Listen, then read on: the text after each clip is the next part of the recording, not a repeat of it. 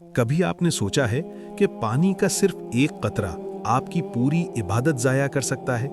نماز مکمل ہو، نیت خالص ہو، سجدے لمبے ہوں، لیکن اگر پانی درست نہ ہو تو عبادت وہیں رک جاتی ہے۔ اسلام میں مسئلہ صرف صفائی کا نہیں بلکہ صحیح پانی کا ہے، اور یہی وہ نقطہ ہے جسے اگر انسان نہ سمجھے تو وہ لا علمی میں اپنی عبادت کو خطرے میں ڈال دیتا ہے۔ اسلام نے طہارت اور پاکیزگی کو دین کی بنیادوں میں سے ایک بنیاد قرار دیا ہے۔ یہ محض جسم کو صاف کرنے کا نام نہیں بلکہ عبادت کی قبولیت کا دروازہ ہے۔ نماز، طواف، قرآن کو ہاتھ لگانا اور بعض دیگر عبادات ایسی ہیں جن کی ادائیگی طہارت کے بغیر ممکن ہی نہیں۔ اسی لیے اسلام نے طہارت کے مسائل کو بہت وضاحت اور تفصیل کے ساتھ بیان کیا ہے تاکہ بندہ شک، وسوسے اور غلطی سے محفوظ رہے۔ اس پورے نظام میں سب سے بنیادی اور مرکزی چیز پانی ہے، لیکن اسلام یہ بات واضح کرتا ہے کہ ہر وہ مایہ جسے ہم عام زندگی میں پانی سمجھ لیتے ہیں، شرعاً اسی حکم میں نہیں آتا۔ ایک دن علی کے دل میں ایک سوال آیا کہ کیا واقعی ہر پانی سے وضو اور غسل ہو سکتا ہے؟ مگر اس نے بات کو زیادہ طول نہیں دیا، بس یہی جاننا چاہا کہ دین اس بارے میں کیا رہنمائی دیتا ہے۔ یہی مختصر سا سوال ہمیں پانی کے احکام کو سمجھنے کی طرف لے جاتا ہے۔ سب سے پہلے یہ سمجھنا ضروری ہے کہ فقہ اسلامی میں پانی کو بنیادی طور پر دو قسموں میں تقسیم کیا گیا ہے۔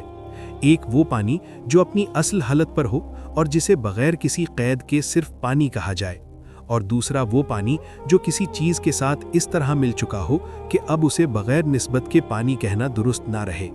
اس دوسری قسم کو مضاف پانی کہا جاتا ہے۔ مضاف پانی وہ ہوتا ہے جو کسی چیز سے نچوڑا گیا ہو، جیسے خربوزے، انگور یا کسی اور پھل کا رس، یا وہ پانی جس میں کسی چیز کی ایسی آمیزش ہو جائے کہ اس کا ذائقہ، رنگ یا حقیقت بدل جائے۔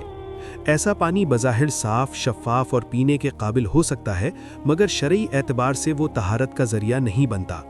مضاف پانی نہ کسی نجس چیز کو پاک کر سکتا ہے اور نہ اس سے وضو یا غسل صحیح ہوتا ہے۔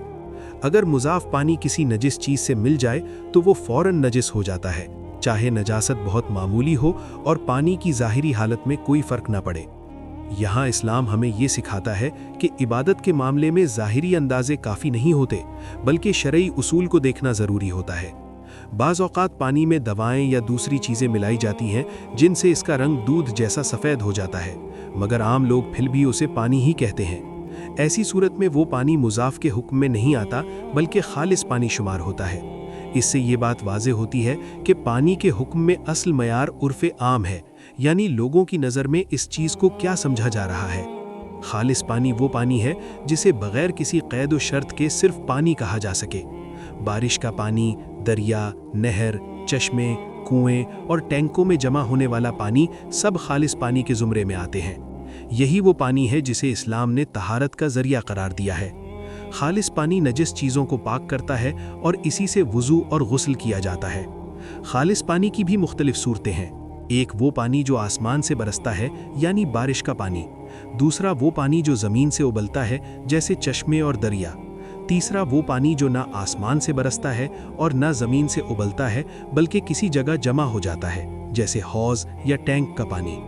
اس جمع شدہ پانی کی مقدار اگر تقریباً 384 لیٹر یا اس سے زیادہ ہو تو اسے کر پانی کہا جاتا ہے، اور اگر اس سے کم ہو تو اسے قلیل پانی کہا جاتا ہے۔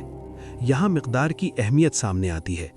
کر پانی صرف نجاست کے لگنے سے نجس نہیں ہوتا جب تک اس کے رنگ، ذائقے یا بو میں تبدیلی نہ آ جائے۔ اس کے برعکس قلیل پانی بہت جلد متاثر ہو جاتا ہے۔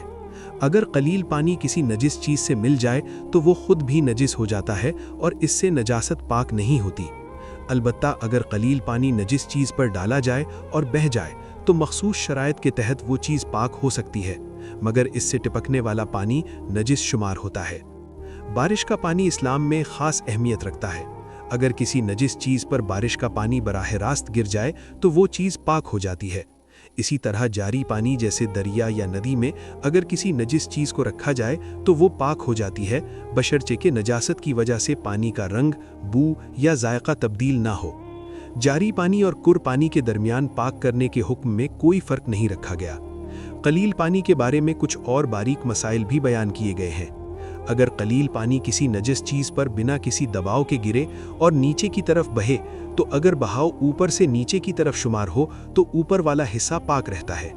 इसी तरह अगर कलील पानी कुर या जारी पानी से मुत्तसिल हो जाए तो वो भी कुर या जारी पानी का हुक्म इख्तियार कर लेता है।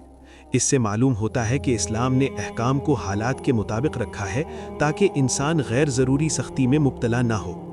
पानी के बारे में शक की सूरत में इस्लाम एक वाज़े उसूल देता है। अगर किसी पानी के बारे में शक हो कि वो पाक है या नजिस तो उसे पाक माना जाएगा, लेकिन अगर वो पानी पहले नजिस था और बाद में शक हो कि पाक हुआ है या नहीं तो नजासत का हुक्म बाकी रहेगा। इसी तरह अगर किसी पानी के कुर होने में शक हो और वो पहले कुर था तो अब भी उसे कुर ही माना जाएगा। ये उसूल वसवसों से बचाने के लिए हैं ताकि इबादत आसान और इत्मीनान के साथ अदा की जा सके।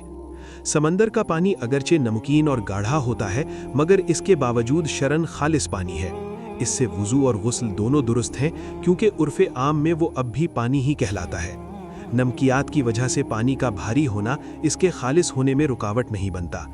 इस्लाम ने पानी के अहकाम को बयान करते वक्त निहायत हिकमत और तवाज़ुन का मुज़ाहिरा किया है। मकसद ये नहीं कि इंसान को मुश्किल में डाला जाए, बल्कि ये है कि इबादत यकीन और इल्म के साथ अदा की जाए।